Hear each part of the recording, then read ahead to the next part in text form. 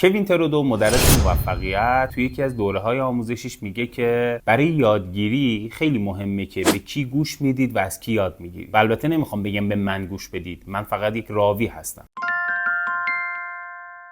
من میخوام از این حرفش وام بگیرم و بگم من هم یک راوی هستم، کسی که قرار مطالب کاربردی در حوزه مدیریت و مذاکره رو روایتگری بکنه. من مجتبی شیخ علی هستم. از سال 86 با فروشندگی شروع کردم، بعد مدیر برنامه‌ریزی شدم، بعداً مدیر کارخونه شدم، بازرس خودروساز شدم. سال 88 شرکت مهندسی خودم که کار مشاوره سیستم میدادیم به سازمان‌ها رو راه اندازی کردم. سال 90 وبسایت ایران آکادمی راه افتاد و در طول این سالها به عنوان مشاور و مدرس با خیلی از سازمان‌ها، حداقل 150 سازمان کار کردم و ده‌ها هزار نفر مدیر و کارشناس سر کلاس‌های من بودن. اینها رو برای این گفتم که بدونید این فردی که قراره برای شما روایتگری بکنه خودش هم تجربه داره، خودش هم سازمان‌های مختلف رو دیده، خصوصی، دولتی، کوچیک، بزرگ، تولیدی یا خدماتی، و احتمالاً توی این مسیر بتونه به شما کمک بکنه. توی این کانال قراره در حوزه مدیریت و مذاکره با هم صحبت بکنیم و آن چیزی که به این دو موضوع ربط داره و البته در کنارش توسعه فردی رو هم با هم مرور خواهیم کرد، چرا که در هر جایگاهی که باشیم بحث رشد فردی بسیار مهمه و میتونه بهمون کمک بکنه. توی این کانال ما در خصوص این که من چیکار کردم صحبت نمی‌کنیم، در خصوص این صحبت می‌کنیم که تحقیقات چی میگه، بزرگان حوزه مدیریت چی میگن، کتاب‌های به روز رو با هم مطالعه می‌کنیم، با هم مرور می‌کنیم، صحبت‌ها و حرف‌های بزرگان حوزه مدیریت و مذاکره رو با هم مرور خواهیم کرد